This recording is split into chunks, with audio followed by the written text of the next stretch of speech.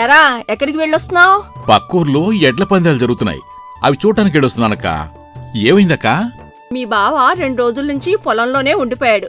ఊరి మీద పడి తిరక్కపోతే వెళ్ళి ఆయనకు సాయం చేయొచ్చు కదా. ఎందుకండి మీ అమ్మ చేత అక్క చేత అన్నన్ని మాటలు అనిపించుకుంటారు?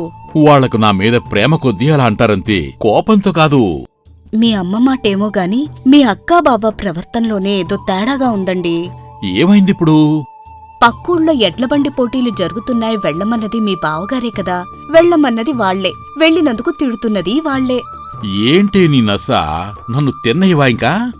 రండి నాన్నా, అంతా క్షేమమేనా? అమ్మెలా ఉంది? అంతా బానే ఉన్నావమ్మా. నువ్వెలా ఉన్నావు? మీ ఆయన ప్రవర్తనలో ఏమైనా మార్పొచ్చిందా? ఇక్కడ ఏం జరుగుతోందో ఆయనకేమీ అర్థం కావడం లేదు నాన్నా.